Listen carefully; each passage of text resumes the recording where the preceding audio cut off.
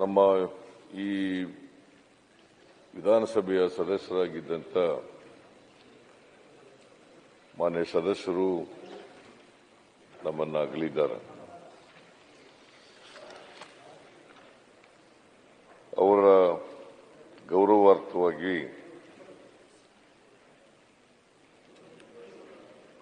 ಇವತ್ತು ಒಂದು ಸಂತಾಪ ಸೂಚನೆಯನ್ನು ತಾವು ಮಂಡಿಸಿದ್ದೀವಿ. ಈ ಸಂತಾಪ ಸೂಚನಾ ನಿರ್ಣಯವನ್ನು ಬೆಂಬಲಿಸಿ ಈ ನಿಧನರಾದ ಮಾನ್ಯ ಸದಸ್ಯರುಗಳ ಬಗ್ಗೆ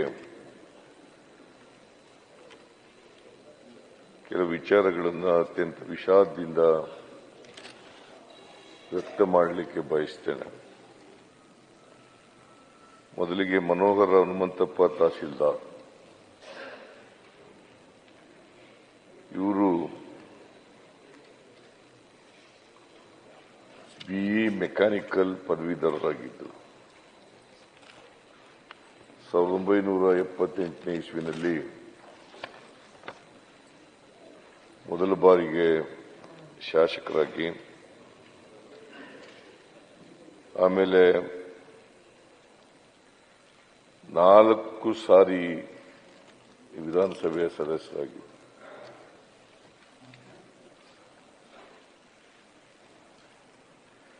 ಆನಗಲ್ ವಿಧಾನಸಭಾ ಕ್ಷೇತ್ರ ಪ್ರತಿನಿಧಿಸ್ತಾ ಇದ್ದರು. ಇವರು 2013ರಲ್ಲಿ ವಿಧಾನಸಭೆಯ ಉಪಾಧ್ಯಕ್ಷರಾಗೂ ಕೂಡ ಕೆಲಸ ಮಾಡಿದ್ದರು. ಜೊತೆಗೆ 2015ರಲ್ಲಿ ನಾನು ಮುಖ್ಯಮಂತ್ರಿಯಾಗಿದ್ದ ಸಂದರ್ಭದಲ್ಲಿ ಇವರು ನನ್ನ ಸಚಿವ ಸಂಪುಟದಲ್ಲಿ ಮಂತ್ರಿಯಾಗೂ ಕೂಡ ಕೆಲಸ ಮಾಡಿದರು, ಅಬಕಾರಿ ಸಚಿವರಾಗಿ. ಅವರು ಇತ್ತೀಚೆಗೆ ನಮ್ಮನ್ನೆಲ್ಲ ಅಗಲಿದ್ದಾರೆ.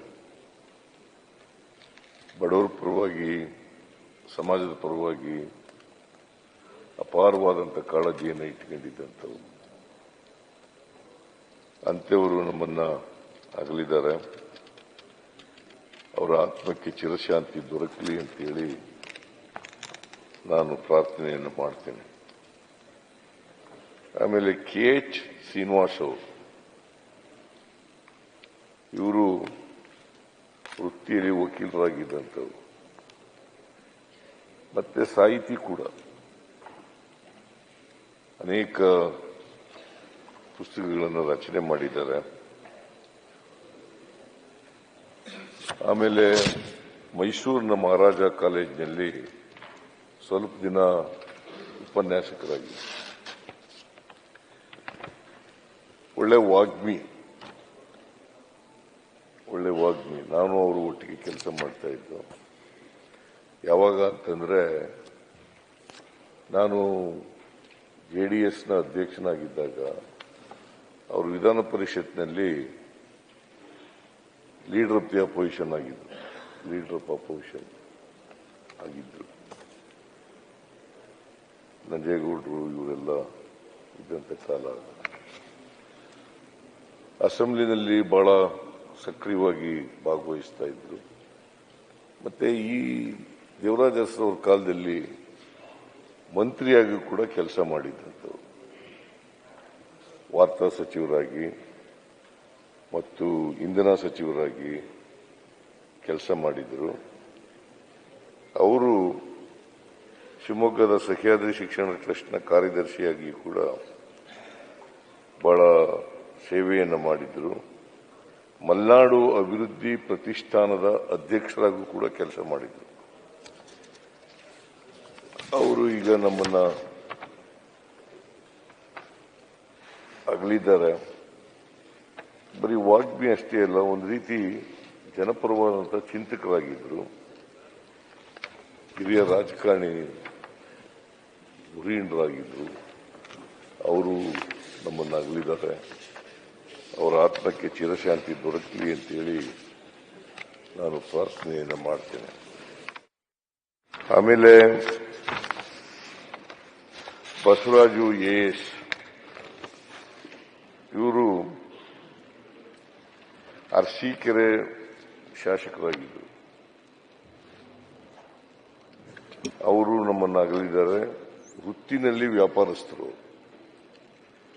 ಆದರೂ ರಾಜಕೀಯದಲ್ಲಿ ಆಸಕ್ತಿಯನ್ನು ಬೆಳೆಸಿಕೊಂಡು ಕರ್ನಾಟಕದ 12ನೇ ವಿಧಾನಸಭೆಗೆ ಆಯ್ಕೆಯಾಗಿದ್ದರು. ಅವರು ನಮ್ಮನ್ನು ಅಗಲಿದ್ದಾರೆ. ಅವರ ಆತ್ಮಕ್ಕೂ ಕೂಡ ಶಾಂತಿ ದೊರಕಲಿ ಅಂತೇಳಿ ಪ್ರಾರ್ಥನೆ ಮಾಡ್ತೇನೆ. ಲಕ್ಷ್ಮೀನಾರಾಯಣ ಕೆ ಇವರು ಕುಂದಾಪುರದವರು. ಇಂಜಿನಿಯರಿಂಗ್ ಸ್ನಾತಕೋತ್ತರ ಪದವೀಧರರಾಗಿದ್ದ ಇವರು ಬೆಂಗಳೂರಿನಲ್ಲಿ ಖ್ಯಾತ ಶ್ರೀ ಲಕ್ಷ್ಮೀ ಕನ್ಸ್ಟ್ರಕ್ಷನ್ ಸಂಸ್ಥೆಯನ್ನು ಸ್ಥಾಪನೆ ಮಾಡಿದರು. ಆಮೇಲೆ ಅಖಿಲ ಭಾರತ ಕೈಮಗ್ಗ ನಿಯಮಿತದ ಸದಸ್ಯರು ಕೂಡ ಆಗಿ ಕೆಲಸ ಮಾಡಿದರು. ಕರ್ನಾಟಕ ಮೀನುಗಾರಿಕೆ ಅಭಿವೃದ್ಧಿ ನಿಗಮದ ಅಧ್ಯಕ್ಷರಾಗಿ ಕೂಡ ಸೇವೆ ಸಲ್ಲಿಸಿದರು. ಇವರು 13ನೇ ವಿಧಾನಸಭೆಗೆ ಆಯ್ಕೆಯಾಗಿದ್ದರು 2008ರಲ್ಲಿ. ಇವರು ನಮ್ಮನ್ನು ಅಗಲಿದ್ದಾರೆ. ಅವರಿಗೆ ಆತ್ಮಕ್ಕೆ ಶಾಂತಿ ದೊರಕಲಿ ಅಂತೇಳಿ ನಾನು ಪ್ರಾರ್ಥನೆ ಮಾಡ್ತೇನೆ. ವೆಂಕಟರೆಡ್ಡಿ ಮುದ್ನಾಳ್ ಇವರು ಯಾದಗಿರಿ ಕ್ಷೇತ್ರನ ಪ್ರವೇಶಿಸಿದಂಥವರು. ವೃತ್ತಿನಲ್ಲಿ ಕೃಷಿಕರಾಗಿದ್ದಂಥವರು. ಆದರೆ 15ನೇ ವಿಧಾನಸಭೆಗೆ ಯಾದಗಿರಿ ಕ್ಷೇತ್ರದಿಂದ ಚುನಾಯಿತರಾಗಿದ್ದರು. ಅವರು ನಮ್ಮನ್ನು ಅಗಲಿದ್ದಾರೆ. ಅವರ ಆತ್ಮಕ್ಕೂ ಕೂಡ ಶಾಂತಿ ದೊರಕಲಿ ಅಂತೇಳಿ ನಾನು ಪ್ರಾರ್ಥನೆಯನ್ನು ಮಾಡ್ತೇನೆ. ರತನ್ ನವಲ್ ಟಾಟಾ ಇವರು ಭಾರತ ದೇಶ ಕಂಡಂತ ಒಬ್ಬ ಖ್ಯಾತ ಕೈಗಾರಿಕೋದ್ಯಮಿಯಾಗಿದ್ದರು. ಇವರು ಬಾಂಬೆನಲ್ಲಿ ಜನಿಸಿದರು. ಬಾಂಬೆನಲ್ಲಿ ಶಾಲಾ ಶಿಕ್ಷಣ ಮುಗಿಸಿ ಆಮೇಲೆ ಅಮೆರಿಕಕ್ಕೆ ಹೋಗಿ ವಿದ್ಯಾಭ್ಯಾಸ ಮಾಡ್ತಾರೆ. ಅಲ್ಲಿ ಆರ್ಕಿಟೆಕ್ಚರ್ ಪದವಿಯನ್ನು ಪಡ್ಕೊಳ್ತಾರೆ. ಅಲ್ಲಿಂದ ಬಂದು ಅಷ್ಟೊತ್ತಿಗಾಲೇ ಕರ್ನಾಟಕದಲ್ಲಿ 91ರಲ್ಲಿ ನಾವು ಆರ್ಥಿಕ ಉದಾರೀಕರಣ, ಜಾಗತೀಕರಣ ಎಲ್ಲ ಆಗಿರ್ತದೆ. ಆಗ ಇಡೀ ಉದ್ಯಮವನ್ನು ಜಾಗತೀಕರಣಕ್ಕೆ ಮತ್ತೆ ಉದಾರೀಕರಣಕ್ಕೆ ಅದನ್ನ ತೆರೆದುಕೊಳ್ತಕ್ಕಂಥ ರೀತಿಯಲ್ಲಿ ಮಾಡ್ತಕ್ಕಂಥದ್ದು. ಆಮೇಲೆ ಟಾಟಾ ಟೆಲಿ ಸರ್ವಿಸಸ್ ಹಾಗೂ 2004ರಲ್ಲಿ ಐಟಿ ಕಂಪನಿಯಾದ ಟಾಟಾ ಕನ್ಸಲ್ಟೆನ್ಸಿ ಸರ್ವಿಸಸ್ ಕೂಡ ಸ್ಥಾಪನೆ ಮಾಡ್ತಾರೆ. ಅವರು ಟಾಟಾ ಟ್ರಸ್ಟ್ನಲ್ಲಿ ಬಹಳ ಸಕ್ರಿಯವಾಗಿ ತೊಡಗಿಸ್ಕೊಂಡಿರ್ತಾರೆ. ಸಾಮಾನ್ಯ ಜನರಿಗೂ ಕೂಡ ಅವರು ಕೊಂಡ್ಕೊಳ್ಳಲಿಕ್ಕೆ, ಕಾರ್ನಲ್ಲಿ ಓಡಾಡಲಿಕ್ಕೆ ಅನುಕೂಲ ಆಗಲಿ ಅಂತೇಳಿ ಅವರು ನ್ಯಾನೋ ಕಾರನ್ನು ಸೃಷ್ಟಿಸಿ ಅವರು ಸಾಮಾನ್ಯ ಜನರಿಗೂ ಕೂಡ ಕಾರ್ನಲ್ಲಿ ಓಡಾಡ್ತಕ್ಕಂಥ ವ್ಯವಸ್ಥೆಯನ್ನ ಕಲ್ಪಿಸಿಕೊಟ್ಟಿದ್ರು. ಅವರಿಗೆ ಪದ್ಮಭೂಷಣ, ಪದ್ಮವಿಭೂಷಣ ಪ್ರಶಸ್ತಿಗಳನ್ನು ಕೊಟ್ಟು ಕೇಂದ್ರ ಸರ್ಕಾರ ಅವರನ್ನು ಗೌರವಿಸಿದೆ. ಬರೀ ಪದ್ಮಭೂಷಣ ವಿಭೂಷಣ ಅಷ್ಟೇ ಅಲ್ಲ, ದೇಶ ವಿದೇಶಗಳಿಂದ ಅನೇಕ ಪ್ರಶಸ್ತಿಗಳು ಸಿಕ್ಕಿದ್ದಾವೆ.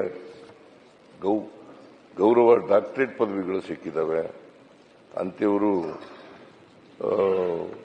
ಅವರು ಬರೀ ಒಬ್ಬ ಖ್ಯಾತ ಉದ್ಯಮಿಯಾಗಿರಲಿಲ್ಲ, ಜೊತೆಗೆ ಮಾನವತಾವಾದಿಯಾಗೂ ಕೂಡ ಇದ್ರು ಅಂತಕ್ಕಂಥದ್ದನ್ನು ಇವತ್ತು ಸ್ಮರಿಸಬೇಕಾಗ್ತದೆ. ಸೊ ಅವರು ನಿಧನರಾಗಿದ್ದಾರೆ. ಇದರಿಂದ ಉದ್ಯಮ ಕ್ಷೇತ್ರಕ್ಕೆ ಬಹಳ ನಷ್ಟ ಆಗಿದೆ ಅಂತೇಳಿ ನಾನು ಭಾವಿಸ್ಕೊಂಡಿದ್ದೇನೆ. ಸೊ ಒಬ್ಬ ಖ್ಯಾತ ಉದ್ಯಮಿ ಅಂಥವರು ನಾವು ಸ್ಮರಿಸ್ಕೊಳ್ತಕ್ಕಂಥದ್ದು, ಅವರಿಗೆ ಗೌರವ ಸಲ್ಲಿಸ್ತಕ್ಕಂಥ ಕೆಲಸವನ್ನು ಮಾಡಬೇಕಾಗುತ್ತೆ. ಅವರ ಆತ್ಮಕ್ಕೆ ಚಿರಶಾಂತಿ ದೊರಕಲಿ ಅಂತೇಳಿ ನಾನು ಪ್ರಾರ್ಥನೆಯನ್ನು ಮಾಡ್ತೇನೆ. ಆಮೇಲೆ ಸೈಯದ್ ಶಹಾ ಖುಸ್ರೋ ಹುಸೇನಿ ಇವರು ಕಲಬುರಗಿನಲ್ಲಿರ್ತಕ್ಕಂಥ ಐತಿಹಾಸಿಕ ಧಾರ್ಮಿಕ ಕೇಂದ್ರ. ಅಲ್ಲಿ ಖಾಜಾ ಬಂದಾ ನವಾಜ್ ದರ್ಗಾದ ಸೂಫಿಯವರು. ಸಂತ ಸೈಯದ್ ಶಹಾ ಖುಸ್ರೋ ಹುಸೇನಿಯವರು ಮತ್ತೆ ಖಾಜಾ ಬಂದಾ ನವಾಜ್ ವಿಶ್ವವಿದ್ಯಾಲಯದ ಸಂಸ್ಥಾಪಕರಾಗಿ ಕುಲಪತಿಯಾಗಿಯೂ ಕೂಡ ಕಾರ್ಯನಿರ್ವಹಿಸಿದರು. ಇವರಿಗೆ 2017ರಲ್ಲಿ ನಮ್ಮ ಸರ್ಕಾರ, ಅವತ್ತು ನಾನು ಮುಖ್ಯಮಂತ್ರಿಯಾಗಿದ್ದ ಸಂದರ್ಭದಲ್ಲಿ ಇವರಿಗೆ ರಾಜ್ಯೋತ್ಸವ ಪ್ರಶಸ್ತಿಯನ್ನು ಕೊಟ್ಟು ಗೌರವಿಸಿರ್ತದೆ. ಅಂತ ಒಬ್ಬ ಸಂತ ಸೂಫಿ ವ್ಯಕ್ತಿ ನಮ್ಮನ್ನಾಗಲಿದ್ದಾರೆ. ಅವರಿಗೆ ಅವರ ಆತ್ಮಕ್ಕೆ ಚಿರಶಾಂತಿ ದೊರಕಲಿ ಅಂತೇಳಿ ಪ್ರಾರ್ಥನೆ ಮಾಡ್ತೇನೆ. ಇವರೆಲ್ಲರಿಗೂ ಕೂಡ ಅವರ ಕುಟುಂಬ ವರ್ಗದವರು ಅವರಿಗೆ ಸಹಿಸಿಕೊಳ್ತಕ್ಕಂಥ, ಅವರ ಸಾವಿನ ದುಃಖವನ್ನು ಸಹಿಸಿಕೊಳ್ತಕ್ಕಂಥ ಶಕ್ತಿ ಕೊಡಲಿ ಅಂತೇಳಿ ದೇವರಲ್ಲಿ ಪ್ರಾರ್ಥನೆ ಮಾಡಿ ನೀವು ತಂದಿರತಕ್ಕಂಥ ಈ ಸಂತಾಪ ಸೂಚಕ ನಿರ್ಣಯವನ್ನು ಬೆಂಬಲಿಸಿ ನನ್ನ ಮಾತುಗಳನ್ನು ಹೇಳಿದ್ದೇನೆ.